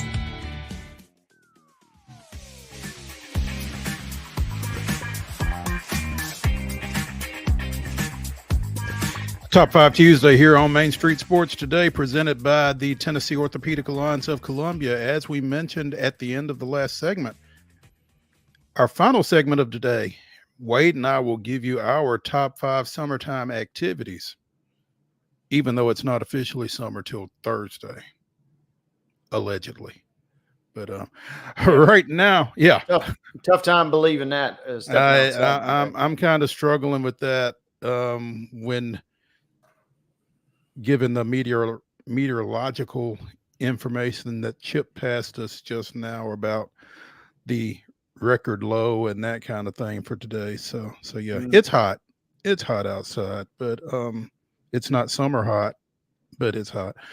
Boston 106, Dallas 88. Boston wraps it up in 5 games at home, as we pretty well expected. The gentleman's sweep. But I was getting my haircut earlier this morning, and the talk at the barbershop was, how did the Celtics just turn it on and turn it off like that? I mean, clearly they just wanted to clinch it at home. Sure felt like that. It also helps that from about 6 minutes in the game, Luka just looked like he didn't really care to be there. Looked like he was ready to go ahead and get down to Cancun. Take a ride at Disney World. Looked like he was ready to be anywhere else, and Boston was more than willing to take advantage of Luka's kind of indifference. Worthy champions, though. They were just an electric team all year long, and for all the kind of pick aparts and the consternation about them, they just kept finding different ways to win, and they did it again last night, and they made it look relatively easy. 8-1 in the Eastern Conference Finals and in the NBA Finals. I mean, that's pretty dominant. And do you just throw that Game 4 performance out? I mean, you kind of almost have to. The crazy thing, we've talked about it on the show, games 2 and 3 were there for the taking. Game Dallas. 2, especially on the road for Dallas. And then game 3, we talked at length about Luka's kind of disappearing act that he pulled there down the end. But yeah, nobody is going to remember this. This will be, in the grand scheme of things, a relatively uneventful finals, but it was there for a brief moment. But you got to tip your cap to the champs because they made sure that it was just a brief moment and not a full-blown moment. Jaylen Brown, your finals MVP, drawing 7 of the 11 votes. Jason Tatum getting the other 4. But again, like I said, I was getting my haircut earlier today, and it felt like Brown was unanimous at the barbershop for sure. And that is interesting. And I was fully expecting last night for Tatum to swoop in and steal this thing. He almost had a triple-double last night. He finished 2 rebounds shy. And Mo, down the stretch, he was just getting – this is by the time that the Mavericks were essentially waving the white flag. And he is just padding the stats. And I kind of started wondering, is he going to swoop in and steal this thing? Because I thought for sure Brown was your choice. But just kind of the narrative I just felt it shifting. And so when they hand the trophy to Brown, I was surprised. And the cameraman and even Tatum, even though he was smiling and saying the right things, I think he was a little surprised last night as well. And that kind of perfectly embodies this Celtics team. Even though they win it all, there's still just kind of a random little hint of controversy, as it were.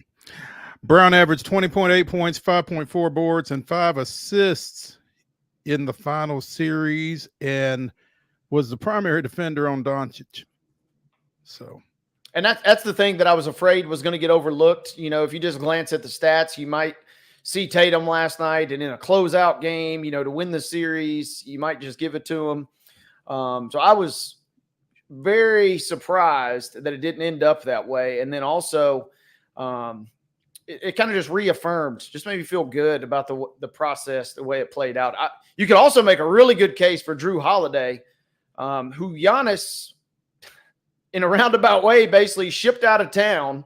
And then Holiday ends up, hop, skips, and jumps his way from Portland over to Boston, and now he's the one cutting down the nets. And it was kind of funny the way that played out because it seemed like at one point he was essentially a castaway from the Bucks. Brown was also the Eastern Conference Finals MVP. So, and early in the series, after game 1, Jason Kidd called Brown the best player on the Boston team. And as you were saying, something always feels maybe just a little bit awry in the Boston locker room, and many thought that was an attempt on Kidd's part to maybe stir some stuff up. Yeah, I mean, at that point, if you're him, you gotta do it. Because they had no Little real gamesmanship, huh? Yeah, that was about the only trick he had left. And man, I'll tell you what, Mo, though, it was really, really cool to see Al Horford win his title. And Former Atlanta Hawk, Al Horford. yeah, you know, that's the joke on Twitter last night. That's the closest the Hawks will ever get to another NBA championship. I didn't make that joke, but several others did. But Al Horford, the first ever Dominican to win an NBA title, too. Just a crazy, wild journey for one of the all-time greats in terms of just overall basketball career. And going back to those 2 titles at Florida, now he's got the NBA title to go with it. You know, going back to those 2 titles at Florida, who would have ever thought that Al Horford would be the last guy in the NBA off those teams? Yeah, I mean, just a testament. I mean, Noah had a fantastic career too, kind of bogged with a few little injuries along the way, but he was an elite player for a long time. But you're right. I mean, Horford just kind of, ageless. And it was so cool in the post game. Everybody to a T is just, Tatum, he flat out said it. He said he's the best teammate I've ever played with. And Horford was getting all the praise, all the attention, and rightfully so, because it was such a cool moment that they kind of were able to send him. If that's his final send-off, you know, he could very well come back. But for a guy that had been there, what did I see? He's eclipsed Karl Malone for the most games or minutes. I forget which part of that stat, but either one of those. He's eclipsed Karl Malone until last night, the most minutes or most games played in the postseason without a title. So it was cool to see that. We got a little Steph Pritchard right before halftime last night. Awesome stuff. He had already hit one, and then Mike Breen, this is why Mike Breen is one of the best in the business. Pritchard gets in, and he says, hey, watch out. He can pull up from here. And boom, he does right before halftime. He pulls up from there. His only 3 points of the night. I mean, everything was clicking last night. Former Grizzly Xavier Tillman, he didn't even play last night, but he gets a ring now. He had a big 3 a couple games ago.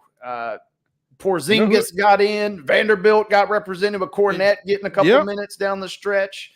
I mean, it was a cool scene for the Celtics last night. Beantown was rocking.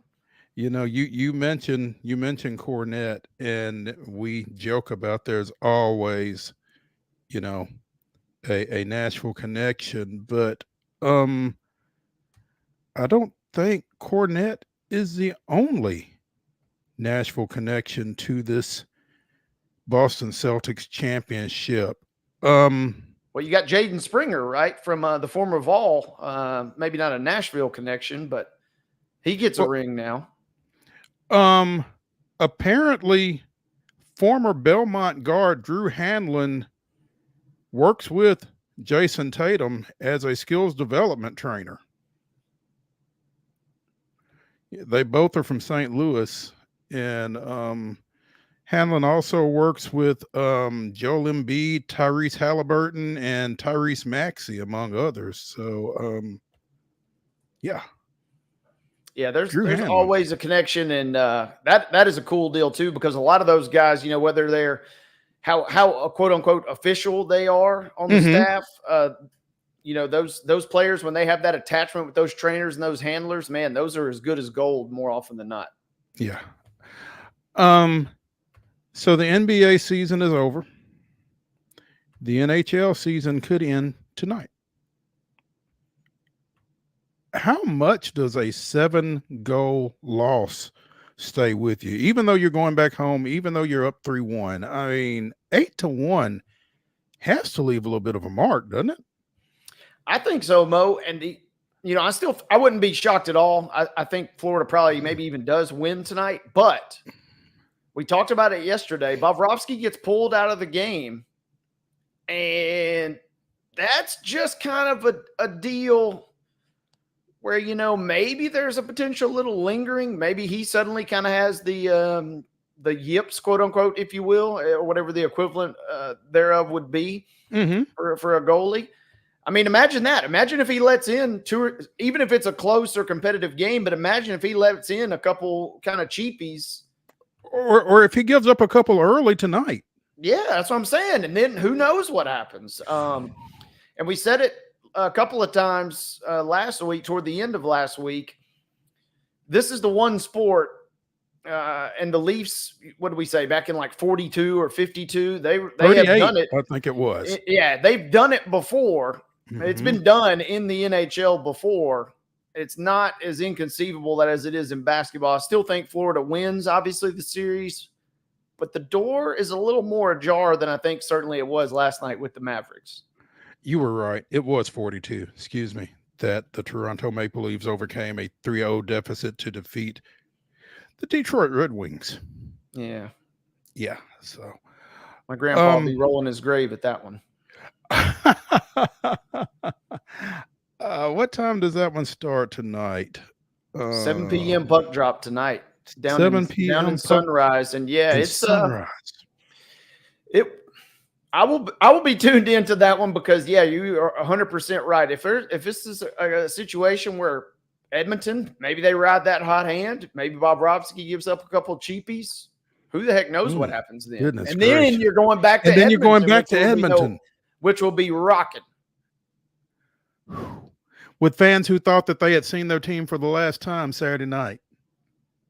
Yeah, now the crazy thing is they already busted out the big guns, Mo. They had Shania Twain do the pregame show the other night. Bring her back. I mean, yeah, at that point, clear the schedule. You ain't going to get any bigger, and you ain't going to get any better, so you might as well bring her back and try and do whatever you did well in that last home win. And you know what else? You don't mess with a streak, right? Yep.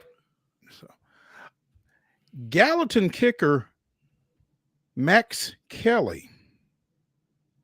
And I have to admit, I wasn't up on Green Wave kickers, but made a visit to South Carolina over the weekend, a recruiting visit, and soon thereafter committed. The kicker punter is the number 14 kicker and the number 36 punter in the country, according to Cole's kicking camps. 5-star prospect as a kicker, 4.5 as a punter. Not sure what he's going to do for the Gamecocks, but 6'2", 210, all-region 4-6A and all Sumner County specialist as a junior, converted all but 5 of his extra points with 9 field goals, including a 45-yarder in the state playoffs. Averaged 38 yards on 29 punts, including a 61-yarder and 9 that were downed inside the 20. Dad, former Gallatin and Liberty University kicker Jay Kelly, scored 178 points in his college career and was an honorable mention All-American back in 2001. So he comes from a good kicking lineage, and he's headed to Columbia, South Carolina to kick. Pretty impressive. Yeah, solid specialist. And you obviously know this as well as anybody, Mo. Man, how big of a weapon is a great kicker, whether it's punting, kicking, or even just kickoffs going into the end zone every kick? How much of a weapon is that at the high school level? Offense, defense, and special teams. I mean, when you are being successful, you got all of them clicking. And so sounds like a big get for South Carolina. Definitely a big move for Max Kelly. Congratulations to him. He's not the only local kid who has made some collegiate plans, though, apparently, because Isaiah Groves announced earlier today that he will be signing with Georgia Tech as part of their 25 recruiting class. The Indians reigning Class 2A Mr. Football, in which he beat out Mount Pleasant's Darian Mesa, by the way. 3,510 all-purpose yards, 37 total touchdowns last year as they advanced to the state finals in 2A. He and his older brother will both be playing in the ACC as Elijah signed with NC State back in December. So he's going to be a heck of an engineer, I guess, Isaiah Groves is, signing with the Ramblin' Wreck. No doubt. Have not seen either of those guys play football. Seen them play basketball a couple times, and if they're even remotely as good on the gridiron as they are on the hardwood, yeah, those are two big gets. And that's good for Isaiah to go ahead and lock that up and get ready to rock and roll down at, was it Bobby Dodd Stadium, right? It is indeed. Running backs coach at Georgia Tech, by the way, former Vanderbilt standout Norval McKenzie. So Coach McKenzie coming back to his old stomping grounds and getting one 3-star prospect, number 2 running back in Tennessee's 2025 recruiting class. Picked the Yellow Jackets after visiting Northwestern and Minnesota. I can see how you would pick Atlanta over Chicago and the Twin Cities. Makes perfectly good sense to me.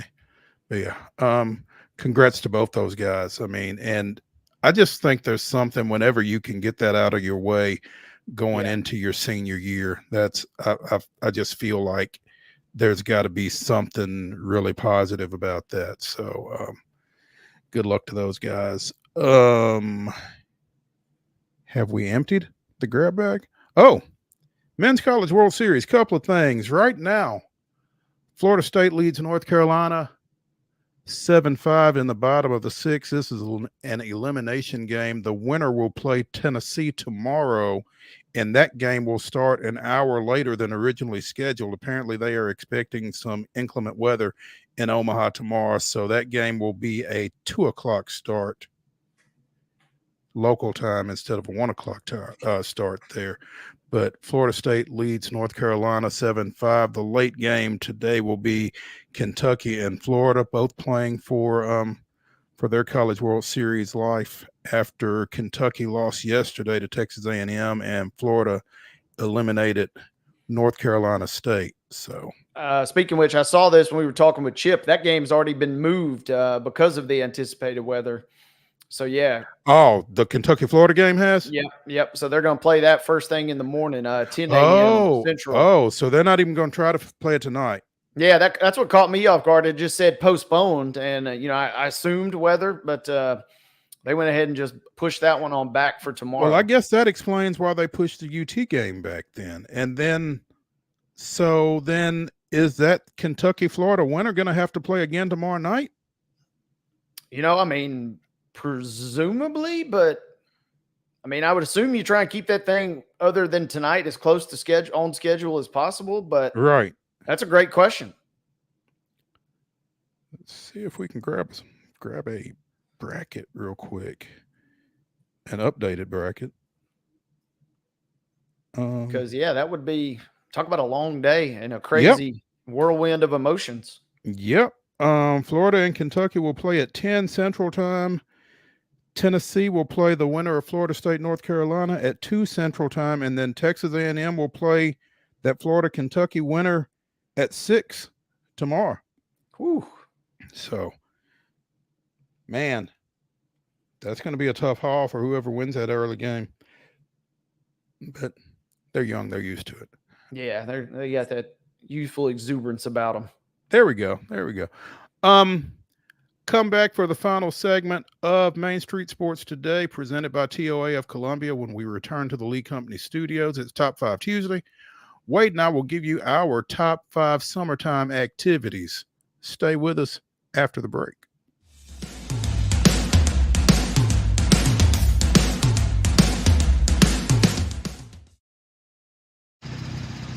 Are you the biggest race fan?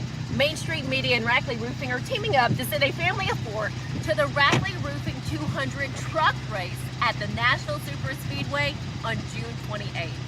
All you have to do is head to your favorite Main Street Media site and click on the Rackley banner to win.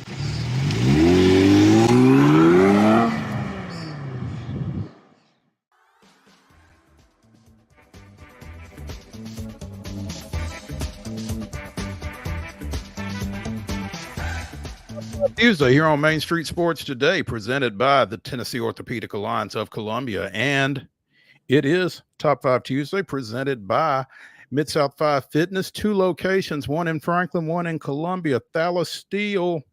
You can find them at Steel Athletes, STEEL athletes.com. Whatever shape it is you're in, Thalys Steel will get you in a better one. So reach out to him. He'll hook you up. Top 5 summertime activities. Wade, this was your idea. I'll let you go first. Well, Mo, we're sitting here. We talked about the weather and how hot it is. These are similar but different, but I'll start. Your classic example that everybody's going to think, or at least I would think, how about just plopping down at the beach? I know the sand is 1,000,000 degrees and, there's some other stuff that goes into it, but how about going to the beach and just kind of unplugging a little bit for a little summertime getaway? That's my plan for the weekend, actually, and it was also my number 1 pick. But yeah, that's unplugging with something cold to drink, and yeah, jump in the water every now and then. You got to be careful jumping in the water down at the Gulf, though, because there's been things in the water that aren't necessarily supposed to be that close to the coast. So gotta be on your P's and Q's a little bit. You got to be on your P's and Q's. Pay attention to those flags down there. But yeah, the beach. Since you have taken my pick, I will go to my number 2 pick, which is being on a boat somewhere on a cruise.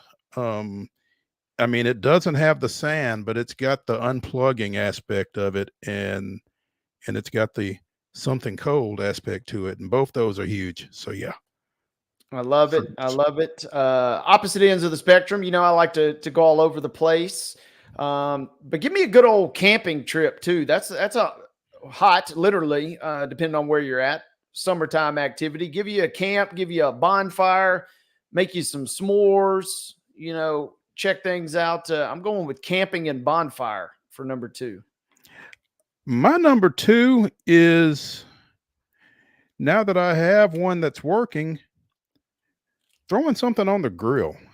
And I'm kind of a lazy griller. I love my gas grill because I can go from deciding to grill to actually having something in about an hour and 15 minutes. I like the convenience. I feel like charcoal is probably better, but just the convenience of going out there, flipping a couple of switches, having some heat. I like a gas grill, and I love to grill whenever I get the opportunity. So that's my number 2. I'm with you. The grill snobs of the world will come after us. And I get it. I don't disagree with them. I like that convenience of staying and not fighting to get that charcoal lit and dealing with wind and everything else that goes with it. But maybe that probably indicates that I'm not very good with the charcoal, but that's okay. I don't have to be because I've got a gas grill. I'm with you. I just saw somebody reshared the Family Guy clip of the big green egg. That's another, offshoot of the grill snobs there. And oh yeah.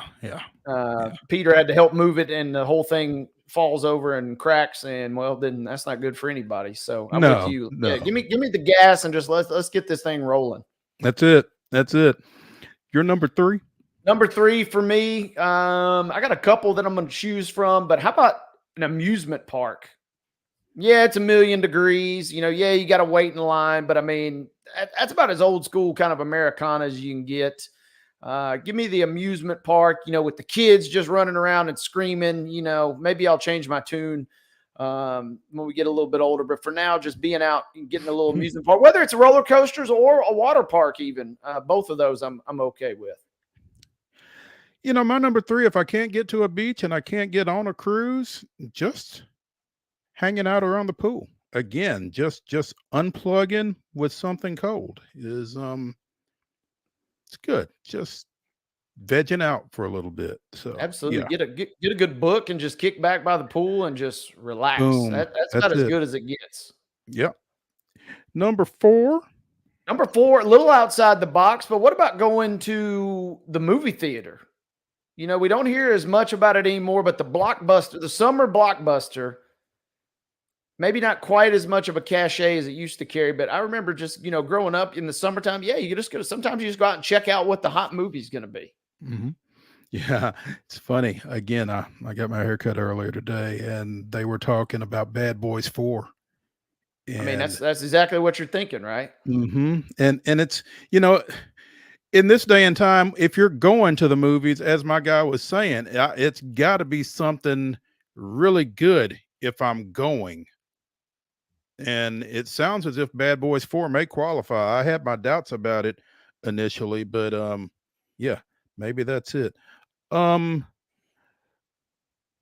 like to try during the summer to get down to, I guess now it's Cobb County, and catch a Braves game.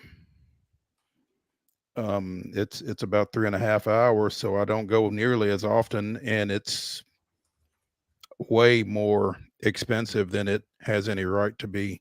But going to a ball game, chilling out, watching my team, drinking something cold. There's a there's a theme here. You into a theme here. I like it. There is a theme here, but I mean, it's summer. Yeah. You gotta stay cool. Speaking of, it'll still be summer on Tuesday, August 6th, when they give out, they're bringing back the Outcast bobblehead night this year, which is going to be fun. And they've got the Ludacris bobblehead. I think it's in late August or September. So I think that one's in September. Yeah. Chance to check them out, which will be good. Yeah. Unfortunately, we're getting into football season at that point. And it gets a little tougher to get away. So, yeah. Well, for Outcast or Ludacris bobbleheads, there should be an exemption, I feel like, in our contracts here. So, maybe you might be onto something. May have to check out the fine print on that. Absolutely. Yeah, extenuating circumstances. Mo, last one for me. This is another kind of family tradition. Well, literally a family reunion. Oh, you're killing me. Hot in the streets in the middle of summer. Whether we do it at Davy Crockett, we've had them here in Giles County. We've had them all over the place. The family reunion, sometimes fun, sometimes not as fun, but kind of always something that we think about when you get into the summertime.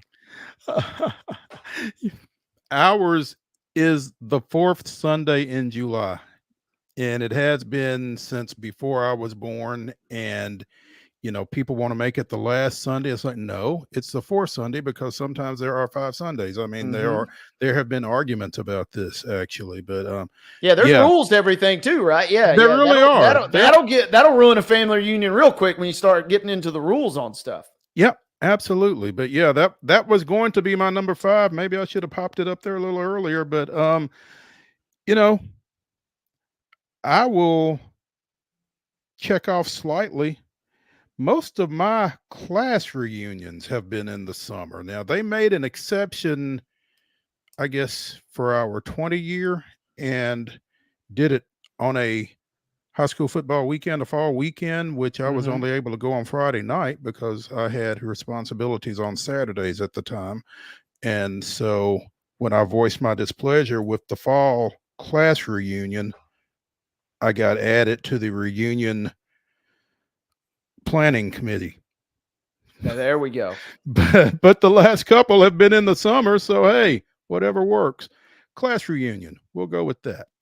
Yeah, if you're on the committee, then you're in pretty good shape, right? Then you got a little bit more say so in what happens and when it happens. So yeah, that's our top 5 summertime activities. They're brought to you on Top 5 Tuesday by Mid-South 5 Fitness.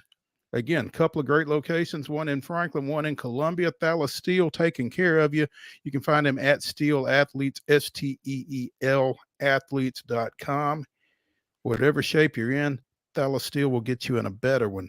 That's going to do it for today's Main Street Sports Today. Tomorrow, we will be visiting with Heather Williams, talking a little NASCAR, and I'm not sure what else we'll talk about, but I'm sure we'll find something between now and 2 o'clock tomorrow. So be sure and come back to the Lee Company Studios with us and see what it is.